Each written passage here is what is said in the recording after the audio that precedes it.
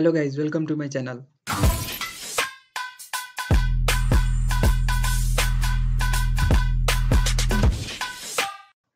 आज म फेरि महात्मा गान्धी स्कलरशिप रिलेटेड एउटा नयाँ भिडियो लिएर उपस्थित भएको छु।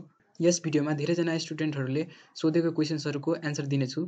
धेरै जस्तो स्टुडेन्टहरूले सिमिलर टाइपको क्वेशन मेसेज र कमेन्टमा मलाई सोध्ने गरेका थिए। हजुरहरूलाई पनि यो क्वेशन हुन सक्छ, त्यसैले त्यो क्वेशनको एन्सर दिनलाई मैले यो भिडियो बनाएको छु। यसले गर्दा हजुरहरूले डाउटहरू क्लियर गर्न सक्नुहुन्छ। क्वेशन्सहरूको एन्सर दिनुभन्दा अगाडि हजुरहरूलाई के जानकारी गराउन चाहन्छु भने महात्मा गान्धी स्कलरशिपको अनलाइन एप्लिकेसन फर्मको डेट एक्सटेन्डेड भएको छ। जसले महात्मा गान्धी स्कलरशिपको फर्म भर्न पाएका छैनन् उनीहरूले 9 डिसेम्बरसम्म फर्म भर्न सक्नेछ। तर फर्म भरिसकेका स्टुडेन्टहरूले फेरि फर्म भर्नु पर्दैन। यदि फेरि फर्म भरियो भने हजुरहरूको फर्म क्यान्सल पनि हुन सक्छ। अब चाहिँ मैले हजुरहरूको क्वेशन्सहरूको एन्सर दिन गइरहेको छु। सबैभन्दा पहिलो क्वेशन यो रहेको छ कि हजुरहरूले सिटिजनशिपलाई इङ्ग्लिस ट्रान्सलेसन गराउनु पर्छ कि पर्दैन। हजुरहरूले यहाँ क्लियरली हेर्न सक्नुहुन्छ English translated citizenship certificate of candidate father mother, जसको भयो नि हजुरहरूले इङ्ग्लिस ट्रान्सलेट गराएर यसको स्क्यान डकुमेन्ट यहाँ अपलोड गर्नुपर्छ। र इङ्ग्लिस ट्रान्सलेसन कसरी गराउने, इङ्ग्लिस ट्रान्सलेसन गराउने बारेमा मैले पहिलाको भिडियोमा पनि भनेको थिएँ। हजुरहरूले आफ्नो सिटिजनशिप लिएर नोटरी पब्लिक भन्ने अफिसमा जानुपर्छ। त्यहाँ उहाँहरूले तपाईँको सिटिजनशिप सर्टिफिकेटलाई इङ्ग्लिस ट्रान्सलेट गरिदिन्छन् र त्यही डकुमेन्ट स्क्यान गरेर यहाँ हजुरहरूले अपलोड गर्नुपर्छ। अर्को क्वेशन रहेको छ इरोर। धेरै जस्तो स्टुडेन्टहरूले मलाई मेसेज गर्नुभएको थियो कि फर्म भर्दाखेरि इरोर आउँछ। त्यो चाहिँ इन्डियन एम्बेसीको सर्भरमा केही प्रब्लम भएको कारणले इरोर आएको हुनसक्छ। तर त्यति भन्दैमा आतिनु पर्दैन, हजुरहरूले ट्राई गर्दै राख्नुपर्छ। अर्को क्वेशन छ महात्मा गान्धी स्कलरशिप स्किमको सेकेन्ड इन्स्टलमेन्ट कसरी लिने। त्यसको लागि हजुरहरूले क्लास 11 को सर्टिफिकेट लग्नुपर्छ। साथसाथै हजुरले फर्म भरेको रिसिप्ट र हजुरहरूले ब्याङ्कमा बनाएको अकाउन्ट नम्बर लग्नुपर्छ। त्यसपछि अर्को क्वेशन रहेको छ मेरो डकुमेन्ट्सहरू किन अपलोड भइरहेको छैन। धेरै जस्तो स्टुडेन्टहरूले फाइलको फर्मेट चेन्ज गरेको हुँदैन।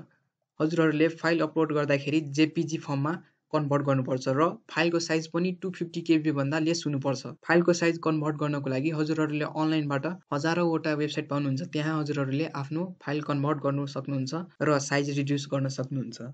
त्यसपछि अर्को क्वेशन रहेको छ कति टाइम लाग्छ कन्फर्मेसन लिङ्क आउनको लागि। हजुरहरूले जति बेला रेजिस्ट्रेसन गर्नुहुन्छ एकछिनमै हजुरहरूको मेलमा रेजिस्ट्रेसन लिङ्क आउँछ। तर कहिलेकाहीँ जिमेलमा स्प्याम भन्ने सेक्सनमा पनि हजुरहरूको मेल बस्न सक्छ र माथि हजुरहरूले मेल आएको थाहा पाउन सक्नुहुन्न। त्यसैले हजुरहरूले स्प्याम सेक्सनमा गएर पनि चेक गर्नुहोला र त्यहाँबाट आफ्नो लिङ्कलाई एक्टिभेट गर्नुहोला।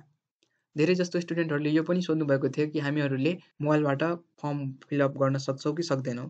हजुरहरूले मोबाइलबाट पनि फर्म फिलअप गर्न सक्नुहुन्छ। सबैभन्दा धेरै सोधेको क्वेशन यो छ कि हजुरहरूले त्यो डकुमेन्ट्सहरू कतै सब्मिट गर्नुपर्छ कि पर्दैन। हजुरहरूले त्यो डकुमेन्ट्सहरू कतै पनि सब्मिट गर्नु पर्दैन, किनभने हजुरहरूले डकुमेन्ट अलरेडी नै अनलाइन एप्लिकेसन थ्रु पठाइसक्नु भएको हुन्छ। त्यसैले यसको अब केही काम रहने छैन। हजुरहरूले त्यो डकुमेन्ट्सहरू आफैसँगै राख्नुपर्छ। अर्को क्वेशन रहेको छ कतिजना स्टुडेन्टहरूले यो स्कलरशिप पाउँछ। त्यो चाहिँ एम्बेसीले भनेको छैन। एम्बेसीमा डिपेन्ड हुन्छ कि कतिजना स्टुडेन्टहरूले यो स्कलरशिप पाउँछ। लास्ट क्वेशन रहेको छ यो स्कलरशिपको रिजल्ट कहिले पब्लिस हुन्छ। पहिला वर्षतिर 2-3 महिनामै रिजल्ट आउँथ्यो। तर आजकल चाहिँ सेलेक्टेड स्टुडेन्टहरूलाई मात्र मेल जाने भएको कारणले हामीहरूले थाहा पाउँदैनौँ कि रिजल्ट कहिले आयो भनेर। तर यसको सल्युसनको लागि मैले एउटा ग्रुप च्याट बनाउने छु, जसको लिङ्क मैले डिस्क्रिप्सनमा राखिदिनेछु। त्यहाँबाट हजुरहरूले त्यो ग्रुप च्याटमा जोइन गर्नुहोला। यदि कसैलाई मेल आयो भने हजुरहरूले त्यहाँ इन्फर्म गर्न सक्नुहुन्छ, अथवा मलाई पनि थाहा भयो भने म हजुरहरूलाई त्यसको बारेमा इन्फर्म गरिदिनेछु। सो साथीहरू, यदि हजुरहरूलाई यो भिडियो राम्रो लाग्यो भने लाइक गर्नुहोला, साथीहरूसँग सेयर गर्नुहोला, केही क्वेरी भएमा कमेन्ट गर्नुहोला र मेरो च्यानललाई सब्सक्राइब पनि गरिदिनुहोला। र मेरो एउटा फेसबुक पेज पनि रहेको छ जसको लिङ्क मैले डिस्क्रिप्सनमा राखेको छु। हजुरहरूले त्यहाँबाट पनि मलाई क्वेशन सोध्न सक्नुहुन्छ। धन्यवाद।